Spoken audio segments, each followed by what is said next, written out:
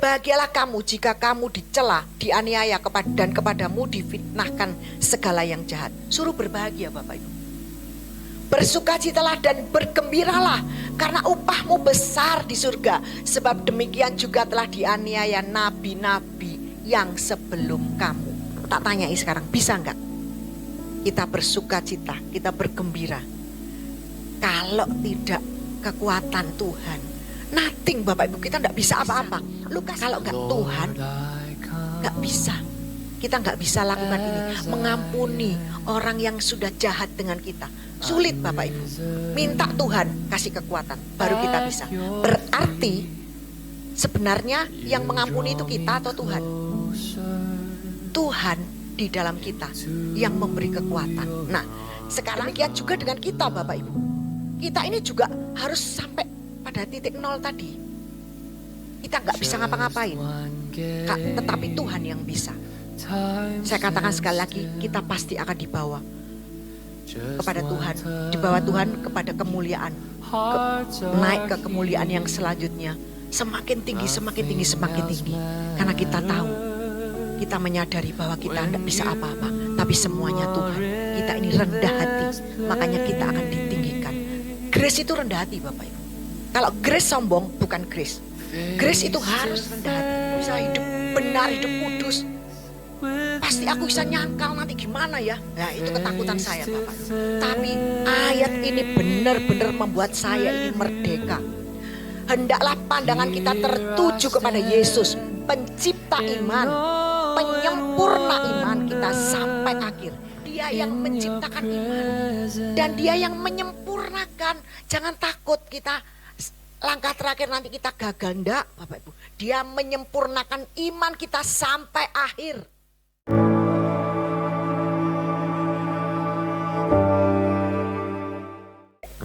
Shalom Bapak Ibu. Ya, hari ini saya akan menyampaikan firman dengan judul upah mengikut Yesus. Upah mengikut Yesus ya. Saya ulang sekali lagi, upah mengikut Yesus. Jadi kalau mengikut Yesus itu ada upahnya. Nah, ini saya akan baca Matius 19 ayat 27 sampai 30. Saya akan ambil dari Injil Matius 19 ayat 27 sampai 30. Kita baca yang IMB.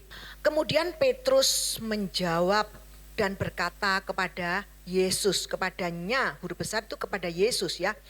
Lihatlah, kami sudah meninggalkan segala sesuatu dan mengikut Engkau. Apakah yang akan terjadi pada kami kemudian? Ini Petrus tanya sama Yesus. Aku ini sudah meninggalkan semuanya dan ikut kamu. Apa yang akan terjadi pada kami kemudian? Apa jawab Yesus?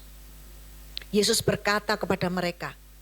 Mereka itu berbicara kepada murid-muridnya ya.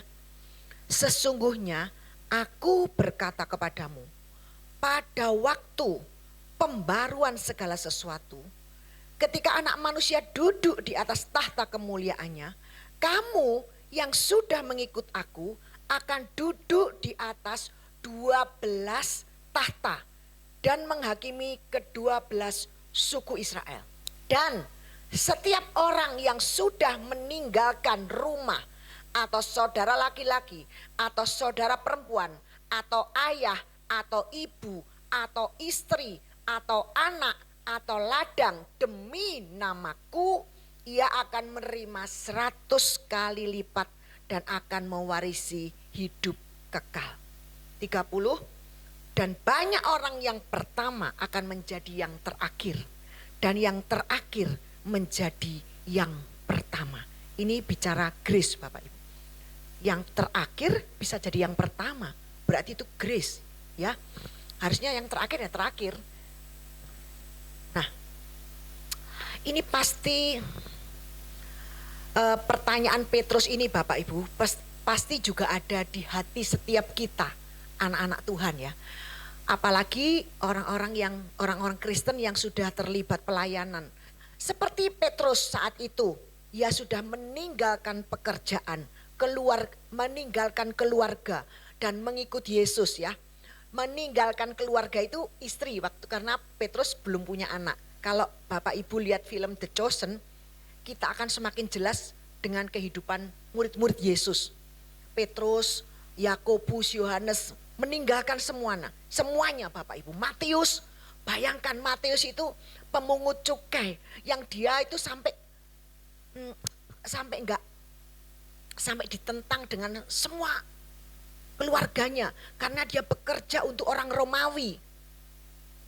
Dia disuruh keluar dengan bapak ibunya dari pekerjaan memungut cukai itu, tapi dia tidak mau. Tapi pada waktu Yesus berkata, "Ikutlah aku." Langsung mereka ikut dan meninggalkan segala sesuatu. Matius meninggalkan semuanya sampai kaget orang Romawinya. "Loh, kamu ini gajinya mahal, kamu sudah enak, kenapa kamu tinggalkan?" Tinggalkan semuanya. Siapa yang bisa melawan apa kata Tuhan? Hal ini membuktikan bahwa tidak ada yang bisa menolak panggilan Tuhan. Siapa manusia? Siapa kita? Oh ya, Fran ini mengikut Yesus juga, melayani, pasti tanya upah. Saya juga tanya upah. Fran tanya upah, Pak Titi tanya upah, betul ya? Upahmu besar di surga, gitu ya. Nah, hal itu membuktikan bahwa tidak ada yang bisa menolak panggilan Tuhan. Siapa manusia ini Bapak Ibu yang bisa menolak panggilan penciptanya? Jawabannya adalah pasti tidak bisa. Pada waktu Petrus dipanggil, dia lagi menjala ikan, "Ikutlah aku," ditinggal semuanya. Yakobus, Yohanes semua ditinggal, ikannya geleper-geleper mungkin ya Bapak Ibu, langsung ikut Yesus.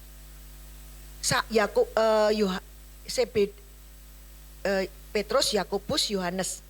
Ya, Yakobus dan Yohanes meninggalkan, bapaknya ditinggal bersama perahunya yang penuh dengan ikan, langsung ikut Yesus. Begitu Yesus berkata, "Mari, ikut saya." Langsung. Seperti saya Bapak Ibu, saya ada di tempat ini, kalau tidak Tuhan panggil, tidak mungkin Bapak Ibu. Heru ada di NCC, kalau tidak Tuhan panggil, tarik di NCC, tidak mungkin Bapak Ibu. Tidak mungkin, saya Yuan mau melayani, tidak mungkin kalau bukan Tuhan yang panggil saya, panggil kita semua untuk bisa melayani di gereja NCC. Bu Endang, semuanya yang ada di sini, yang aktif di sini, tidak ada kita mau, "Oh aku mau wis di gereja ini," enggak ada. Semuanya karena dia. Amin. Nah, apa jawaban Yesus kepada Petrus dan murid-murid lainnya? Kita bisa lihat ayat 28. Dilihat ayat 28, dikatakan begini, "Sesungguhnya aku berkata kepadamu, pada waktu pembaruan segala sesuatu." Ini bicara pada waktu kerajaan 1000 tahun. Pada waktu pembaruan segala sesuatu. Karena saya tanya Heru, ini pembaruan segala sesuatu ini bahasa Inggrisnya apa? Regenerated. Berarti regenerasi. Pada waktu nanti bumi ini belum hancur kan, kerajaan 1000 tahun kan bumi belum dihancurkan. Jadi pada waktu pembaruan segala sesuatu itu pada waktu kerajaan 1000 tahun, ketika anak manusia duduk di atas kemuliaannya, kamu yang sudah mengikut aku akan duduk di atas 12 tahta dan menghakimi 12 suku Israel. Ini Tuhan bicara kepada murid-muridnya. Jadi murid-muridnya nanti akan duduk di atas 12 tahta dan menghakimi ke-12 suku Israel. Kita tidak ikut. Jadi ini upah murid-murid Yesus, 12 murid Yesus, kecuali Yudas, kan Yudas sudah diganti Matias. Nah, mereka 12 murid Yesus ini akan menghakimi 12 suku Israel. Duduk di atas 12 tahta untuk menghakimi 12 suku Israel di masa 1000 tahun damai nanti. Nah, Bapak Ibu, lalu ayat 29, kita lihat ayat 29. "Dan setiap orang yang sudah meninggalkan rumah, saudara laki-laki, saudara perempuan, atau ayah, atau ibu, atau istri, atau anak, atau ladang, demi namaku, ia akan menerima 100 kali lipat dan akan mewarisi hidup kekal. Bapak Ibu jangan keliru, waduh nanti aku terima 100 istri, walah seperti nanti kan jadi seperti agama seberang ya, 70 bidadari begitu ya. Ini enggak begitu, ini maksudnya adalah di masa yang akan datang, millennium kingdom. Jadi di kerajaan 1000 tahun nanti. Kita yang sudah meninggalkan segala sesuatu, kita sudah Pak Titi waktunya dengan keluarga mungkin banyak yang hilang, Fran juga, dia akan menerima yang jauh lebih besar. Ini bicara bukan bicara kuantitas tapi bicara kualitas. Menerima sesuatu yang jauh lebih indah, lebih besar daripada yang ada kita nikmati di dunia ini. Jadi 100 kali lipat. Semuanya ini bukan berarti benar-benar ya, karena ini adalah suatu kiasan. Nanti tak bandingin di Markus ya, Bu. Jadi setelah itu kita, setelah di 1000 tahun damai, kita kan pakai tubuh baru. Kita tidak kawin mengawinkan, betul ya. Jadi tidak ada istri 100, tidak ada. Matius 22 ayat 30. Fran terus tertawa-tawa ini, istri 100 ya. Matius 22 ayat 30 dikatakan, sebab pada waktu kebangkitan mereka tidak kawin maupun mengawinkan, tapi menjadi seperti malaikat-malaikat Elohim di surga. Tidak ada kawin mengawinkan. Jadi kita pakai tubuh kemuliaan, kita seperti malaikat-malaikat Tuhan di surga. Tidak ada 100 istri, tapi kita menerima sesuatu yang lebih daripada yang kita punyai di dunia. Mama lebih, ibu, saudara laki-laki, saudara perempuan yang disebutkan tadi itu lebih, nilainya itu berupa kualitas bukan kuantitasnya. Sekarang kita masuk di Markus 12. Perbedaannya apa? Karena saya baca ini loh, kok ada lagi di Markus 12 ayat 25 sampai sorry. Markus 10 ayat 28 sampai 30. Markus 10, langsung Markus 10 aja. Lalu Petrus berkata kepadanya, lihatlah, kami telah meninggalkan segalanya dan mengikut engkau. Yesus berkata, sesungguhnya aku berkata kepadamu, setiap orang yang karena aku dan karena Injil telah meninggalkan rumah, saudara laki-laki, saudara perempuan, ayah, ibu, istri, anak-anak atau ladang, pada masa sekarang, ini ngomong masa sekarang, tadi kan milenium, masa sekarang akan menerima 100 kali lipat rumah, saudara laki-laki, saudara perempuan, ibu, istri, gak ditulis Bapak Ibu, takut nanti kawin lagi semua ya, anak-anak, ladang, walaupun dengan aniaya, dan juga akan menerima hidup kekal pada masa yang akan datang. Dikatakan walaupun dengan aniaya, berarti masih ada di bumi. Pada masa sekarang akan menerima 100 kali lipat rumah. Ini bukan berarti secara harafiah kita punya rumah 100, bukan Bapak Ibu. Tapi kita akan diterima di setiap rumah-rumah di waktu kita melayani. Amin. Nah, kita melayani ditampung gratis. Anggap aja rumah sendiri ya, Fran. Nah, wah gitu, itu maksudnya gitu. Saudara laki-laki, saudara perempuan, kita punya saudara dalam Kristus banyak ya. Anak-anak, ladang, walaupun dengan aniaya, ladang itu begini. Anak-anak dalam Kristus, saudara perempuan, saudara laki-laki, ibu, semuanya saudara dalam Kristus. Dan ladang ini kenapa? Ladang ini apa maksudnya? Loh, Bu Lili, apa nanti punya penghasilanku wakeh begitu? Enggak Bapak Ibu. Maksudnya adalah ladang ini waktu zaman dulu Bapak Ibu, pelayanan zaman dulu, mereka ini yang kaya itu menjual kekayaannya dan membagikan kepada teman-teman sepelayanan keluarga dalam Kristus. Siapa yang kekurangan mereka diberi. Jadi di dalam Kisah Para Rasul ditulis seperti ini. Kisah Para Rasul 2 ayat 44 sampai 45. semua orang yang percaya selalu ada bersama-sama dan semua yang mereka miliki adalah milik bersama. Mereka menjual milik dan harta bendanya lalu membagikannya kepada semua orang sesuai dengan kebutuhan masing-masing. Zaman dulu itu seperti itu Bapak Ibu. Jadi menerima ladang 100 kali lipat. Jadi dapat berkat Bapak Ibu.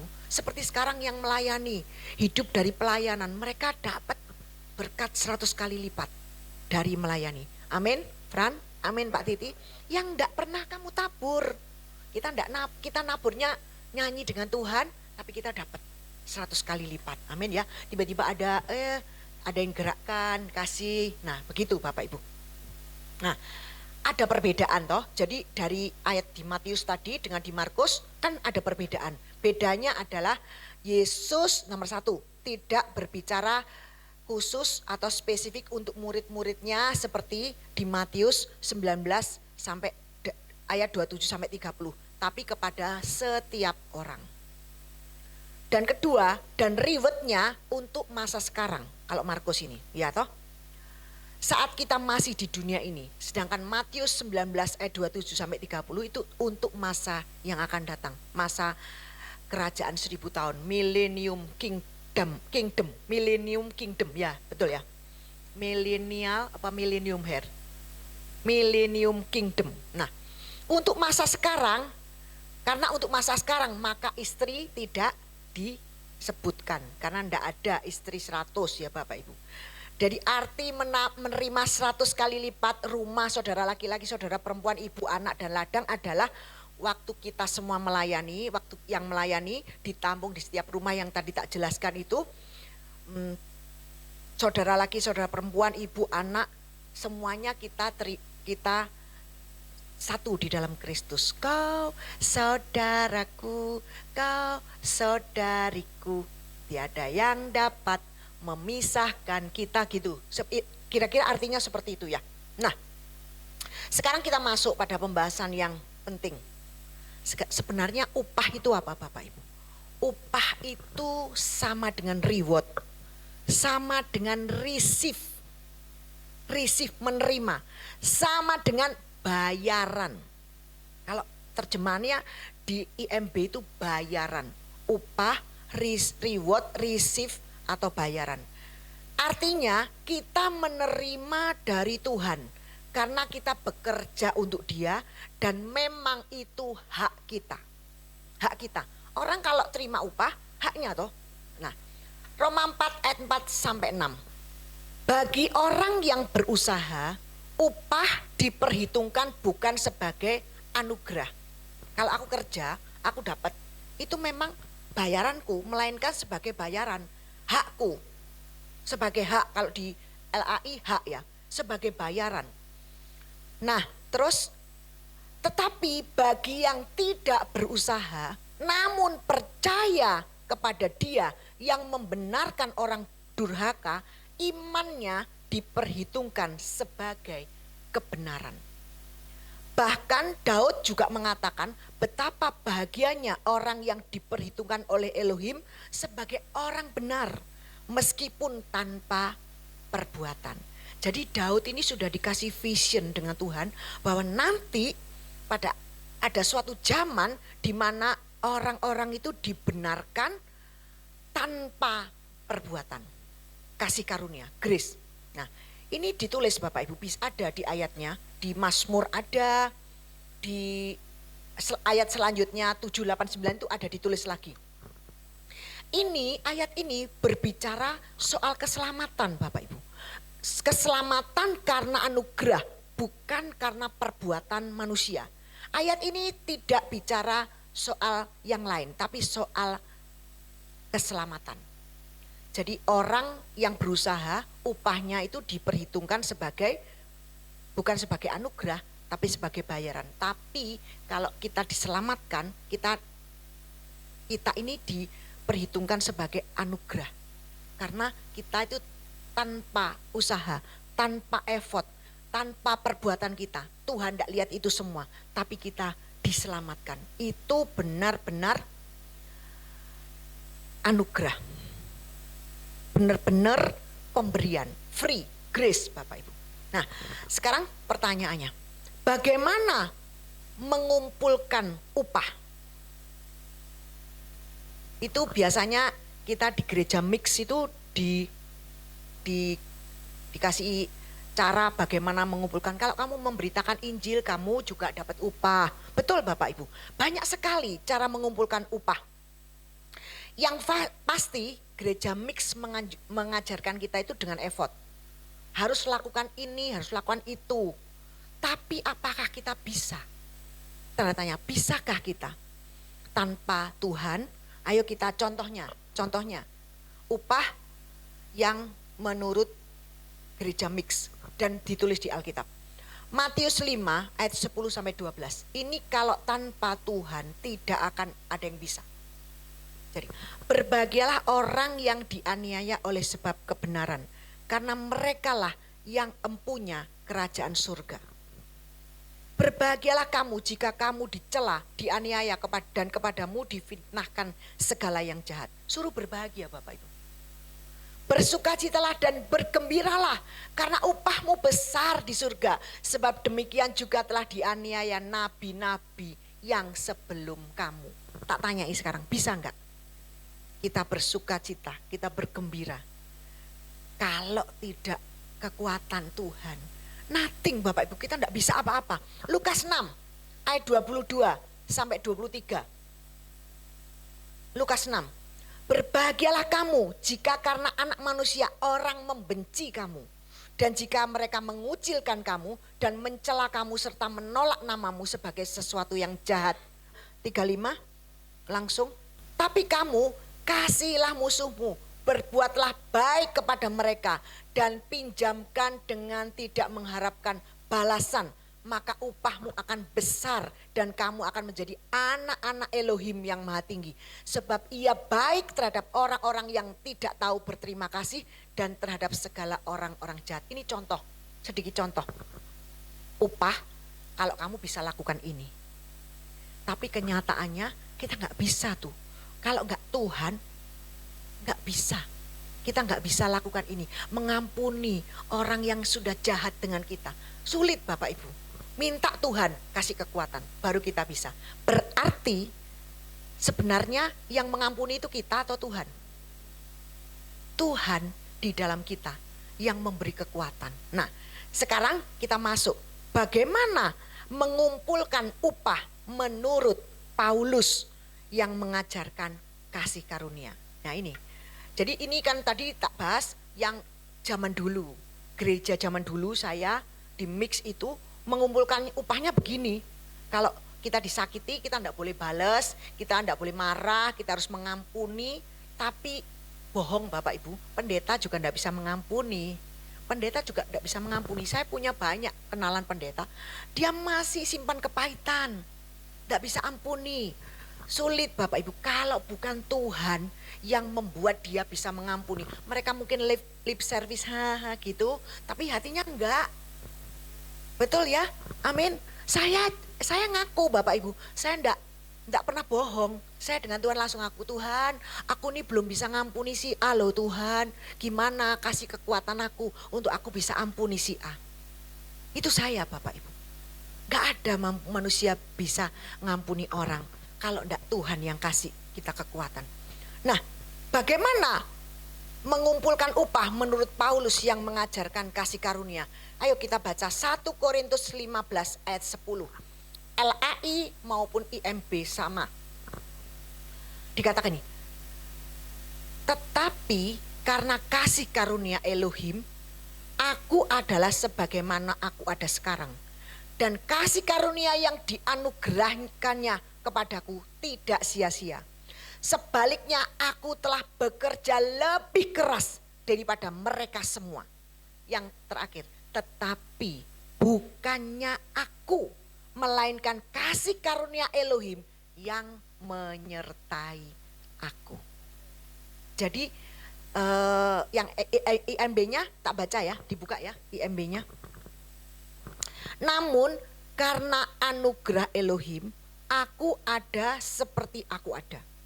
Dan anugerahnya kepadaku tidak sia-sia. Sebaliknya aku telah bekerja lebih keras daripada mereka semua, tetapi bukan aku, melainkan anugerah Elohim yang ada bersamaku. Jadi bukan kita, karena hidup kita ini bukan kita lagi, tetapi Kristus. Adapun hidupku ini bukannya aku lagi, melainkan Kristus yang hidup di dalam aku.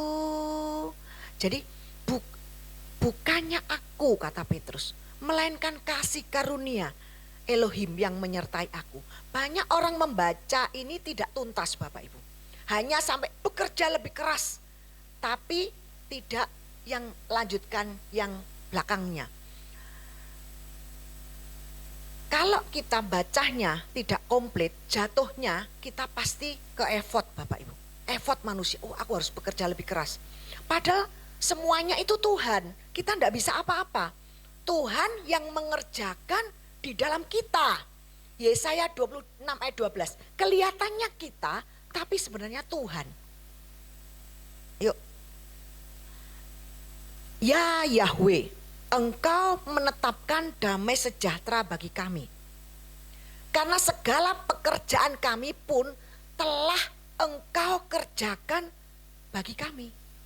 Jadi semuanya Tuhan sudah mengerjakan dulu bagi kita. Jadi kita tinggal jalani aja, Bapak Ibu. Bukan kita. Bukan kita ini udah mati, Bapak Ibu. Bersama dengan Kristus. Kalau sudah mati, masa bisa bergerak kalau enggak Kristus. Ku telah mati dan tinggalkan cara hidupku yang lama. Siapa yang semuanya sia-sia dan tak berarti lagi. Hidup ini ku letakkan pada mezbah-Mu ya Tuhan. Jadilah padaku seperti yang Kau ingini. Bukan yang ku ingini, tapi yang Kau ingini. Itu Tuhan ya. Jadi itu tadi IMB ya, sekarang LAI. Ya Tuhan, Engkau akan menyediakan damai sejahtera bagi kami, sebab segala sesuatu yang kami kerjakan, Engkaulah yang melakukan bagi kami. Lebih jelas ini Bapak Ibu.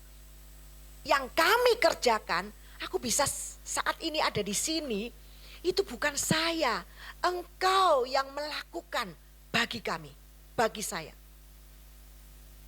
Jadi semuanya kita kembali ke Tuhan. Ingat Bapak Ibu bahwa hidup kita ini bukan kita lagi, tetapi Kristus. Galatia 2 ayat 20 kita baca. Jadi jangan sampai kita diseret ke effort lagi, diseret ke effort lagi. Nanti kalau effort terus capek Bapak Ibu, kita tidak rest. Galatia 2 ayat 20. Aku telah disalibkan bersama Kristus, namun aku hidup, tetapi bukan aku lagi, melainkan Kristus yang hidup di dalam aku. Jadi kita ini sudah disalibkan bersama Kristus. Yang kita hidupi sekarang itu bukan kita lagi, tetapi Kristus yang hidup di dalam kita.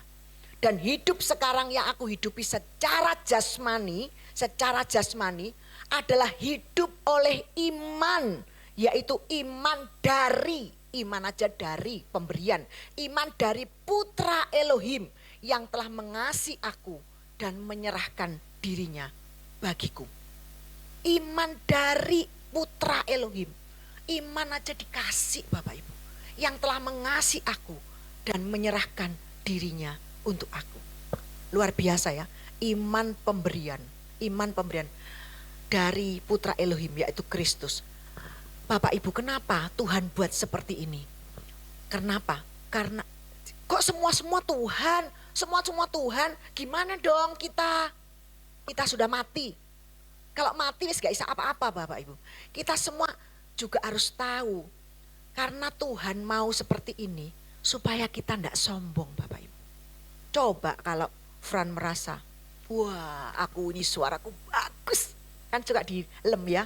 Fran ini suka dipuja. Aku senang juga Frannya suaranya bagus. Claresta suaranya bagus. Aku juga senang Bapak Ibu. Tapi kalau terus aku bilang, Fran suaramu bagus Paul. Terus Fran ngapa begini, iya siapa dulu dong gitu ya. Kan Pak Hermawan suka ngelem, Fran bagaimana, kenapa suaramu kok bisa begitu bagus.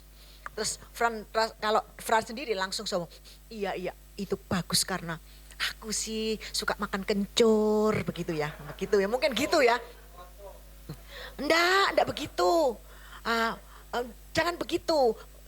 Clares gimana kamu kok bisa suaranya bisa tinggi, Sinta suaranya Sinta. Karena apa?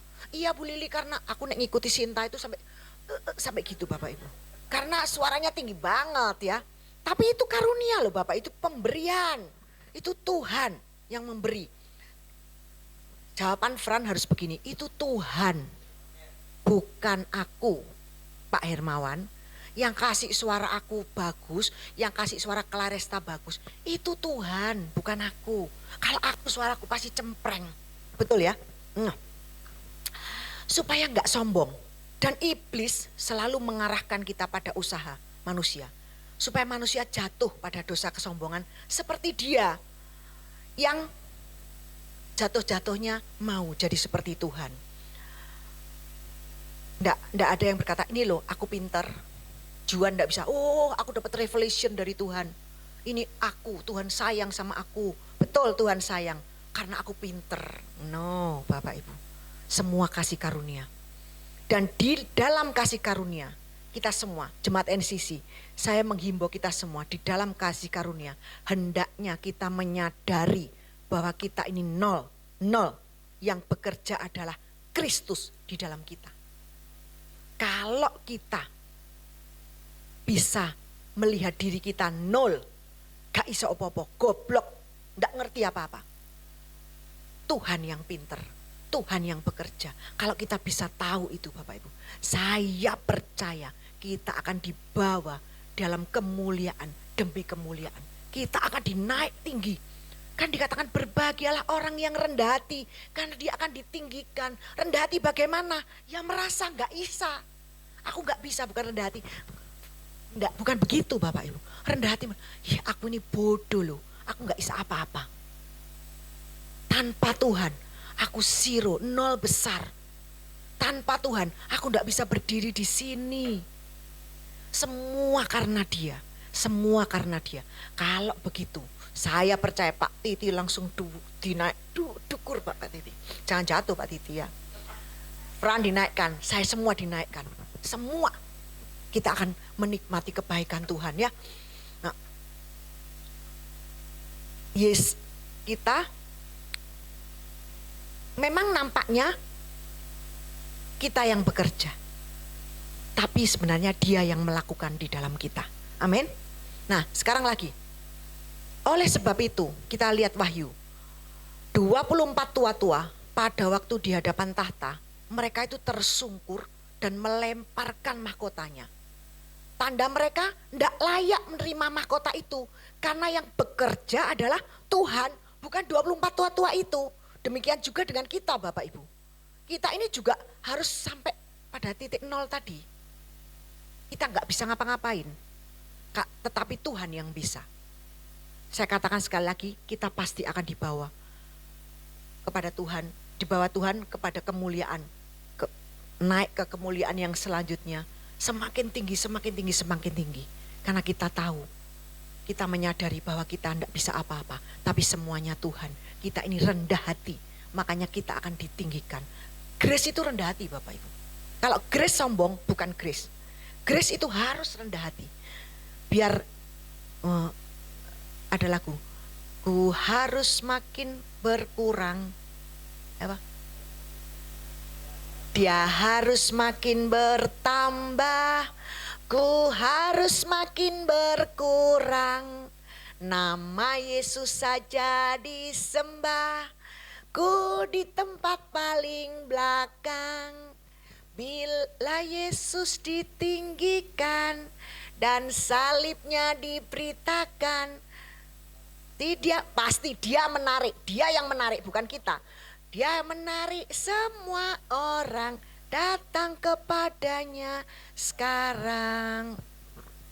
Ayo baca Wahyu 4 ayat 10 sampai 11. Maka tersungkurlah ke-24 tua-tua itu di hadapan dia yang duduk di atas tahta itu. Dan mereka menyembah dia yang hidup sampai selama-lamanya. Dan mereka melemparkan mahkotanya di hadapan tahta itu sambil berkata, ya Tuhan Elohim kami, Engkau layak menerima puji-pujian, hormat, kuasa. Sebab Engkau telah menciptakan segala sesuatu. Dan oleh karena kehendak-Mu semuanya itu ada dan diciptakan. Tuhan ya, luar biasa. Sekarang kita masuk pada poin yang terakhir. Aku tidak lama-lama khotbahnya. Jam berapa ini? 6:30 ya. Kita poin yang terakhir. Pasti timbul pemikiran begini.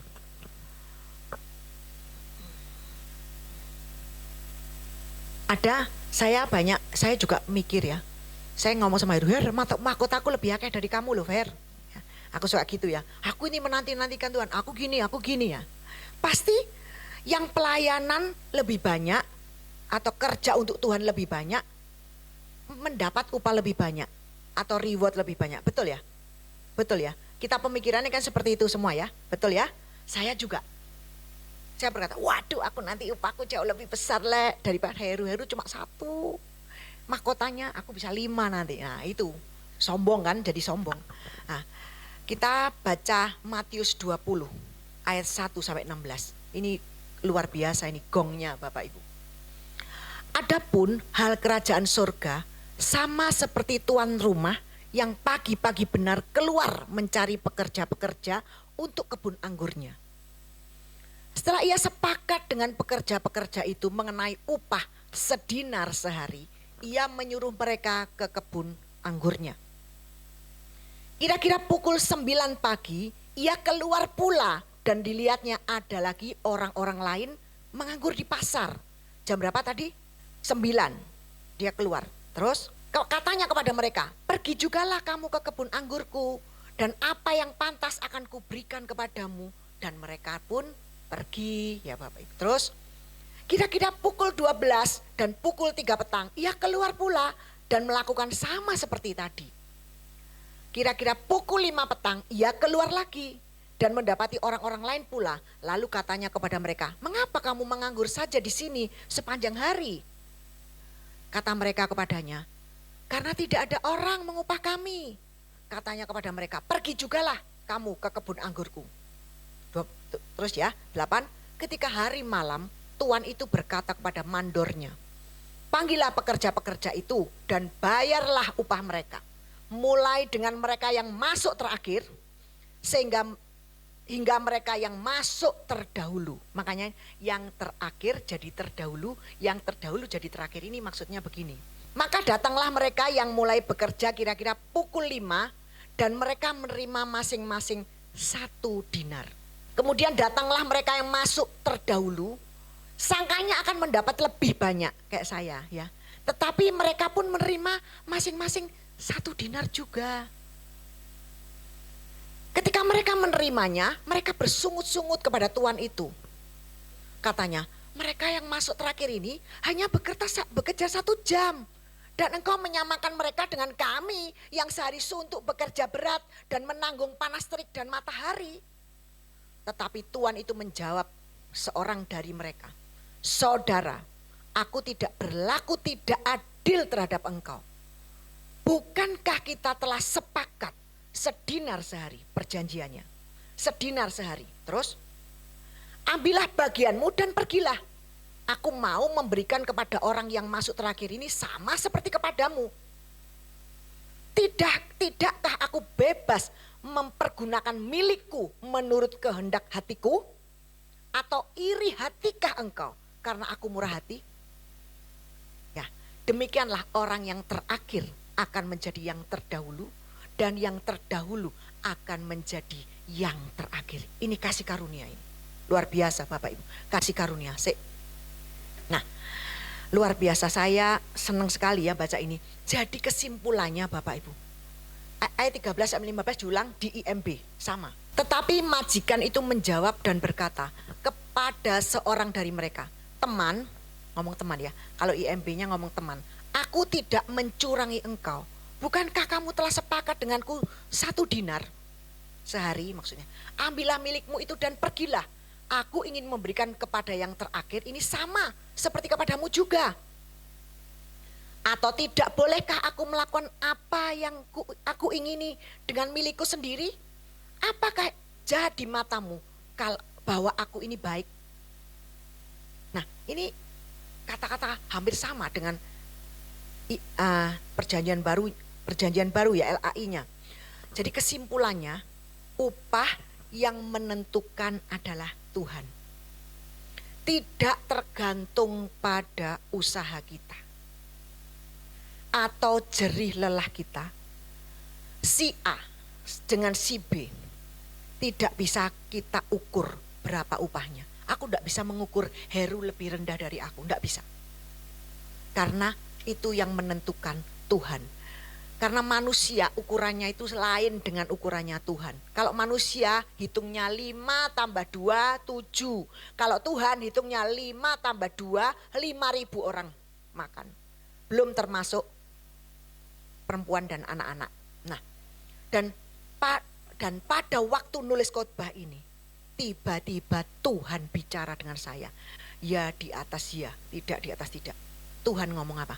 Jangan kejar upah anakku, tapi kejar Tuhan, kejar aku, kejar hatinya.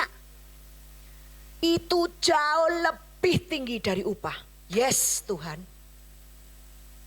Pada waktu ini langsung nulis nangis Bapak Ibu.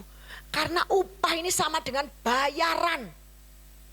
Masa kita melakukan untuk Bapak kita atau Tuhan kita, kita minta bayaran? Apakah kita ini hamba upahan? Bukankah kita anak-anaknya yang sangat dikasihinya? Inilah grace Bapak Ibu, inilah grace. Pada waktu nulis ini saya nangis Bapak Ibu. Tuhan, aku tidak mau upah. Aku cuma mau Engkau. Aku cuma mau hatimu. Aku tidak mau upah. Karena upah ini bayaran. Aku mau kerja buat bapakku, aku njaluk upah. Aku dicintai, dia udah mati buat aku. Itu Bapak Ibu, aku dapatkan ya di atas ya. Tuhan ngomong, saya nulis. Karena aku baru tahu upah ini, oh iya, bayaran. Loh, masa aku kerja buat bapakku, aku njaluk bayaran. Dia udah mati loh buat saya. Dia udah memberikan semuanya buat saya. Itu jauh lebih tinggi dari upah. Grace itu adalah orang-orang yang mengejar hati Tuhan, bukan mengejar upah. Upah, reward, bayaran, atau menerima sesuatu dari Tuhan, itu pasti Bapak Ibu. Upah, reward, atau bayaran, atau menerima sesuatu dari Tuhan, itu pasti. Tapi itu bukan fokus kita. Kita tidak boleh fokus ke sana. Tapi biarlah kita hanya fokus kepada Yesus saja. Sebagai ayat terakhir Bapak Ibu. Kita akan baca Ibrani 12 ayat 1 sampai 2. Jadi upah itu sama dengan bayaran. Kalau kita kejar upah, kita seperti hamba upahan Bapak Ibu. Kita ini anak, bukan hamba. Jangan kejar upah anakku. Kejar aku. Kejar hatiku. Hatinya Tuhan. Kejar Tuhan, kejar hatinya. Itu jauh lebih tinggi dari upah. Upah itu pasti kamu terima. Tapi bukan itu fokusmu. Langsung saya, ya Tuhan, ampuni aku. Ampuni aku. Karena aku sering Bapak Ibu. Saya juga sering ngitung-ngitung mahkota. Ini mahkota apa ya? Mahkota apa ya? Sering juga saya Bapak Ibu. Ngitung-ngitung mahkota. Hitung-hitungan sama Heru. Her, mahkota apa Her? Mahkota apa Her? Di mana ayatnya Her? Lali aku Her. Ngitung-ngitung mahkota. Enggak Bapak Ibu. Ibrani 12 ayat 1 sampai 2. Ayat terakhir. Karena kita mempunyai begitu banyak saksi, seperti awan yang mengelilingi kita. Marilah kita menanggalkan semua rintangan dan dosa yang mudah menjerat. Dan marilah kita berlomba dengan tekun dalam perlombaan yang ada di depan kita. Kita berlomba aja, tidak usah lihat upah. Pokok fokus dengan Yesus. Perlombaan di dunia ini kita kerjakan aja dengan fokus kepada Yesus. Hendaklah pandangan kita tertuju kepada Yesus, pencipta iman dan penyempurna iman kita sampai akhir. Ini loh ayat yang bisa legakan aku, karena dulu di gereja yang lama, di gerejaku di sana ya, yang di kota kecil itu Bapak Ibu, mesti langkah terakhir menentukan. Jadi takut Bapak Ibu, waduh ya apa ini, aku bisa ndak langkah terakhir ini aku bisa hidup benar, hidup kudus, pasti aku bisa nyangkal nanti gimana ya. Nah itu ketakutan saya Bapak Ibu. Tapi ayat ini benar-benar membuat saya ini merdeka. Hendaklah pandangan kita tertuju kepada Yesus, pencipta iman, penyempurna iman kita sampai akhir. Dia yang menciptakan iman dan dia yang menyempurnakan. Jangan takut kita langkah terakhir nanti kita gagal, enggak Bapak Ibu. Dia menyempurnakan iman kita sampai akhir. Dia telah mengabaikan kehinaan dan tekun memikul salib untuk menerima sukacita yang telah disediakan baginya. Dan dia sekarang duduk di sebelah kanan tahta Elohim. Luar biasa ya. Dia pencipta dan penyempurna iman sampai akhir. Luar biasa. Ini ayat yang benar-benar membuat kita melegakan kita ya. Yesus penyempurna iman sampai akhirnya, sampai langkah terakhir. Bapak Ibu yang dikasihi Tuhan, biarlah pandangan kita hanya tertuju kepada Dia. Kejar hatinya, kejar Tuhan, kejar hatinya Tuhan. Itu jauh lebih tinggi nilainya dari upah. Pandangan kita tujukan kepada Dia saja, tidak kepada upah yang akan Yesus berikan. Karena Dia pasti tahu yang terbaik buat kita. Amin.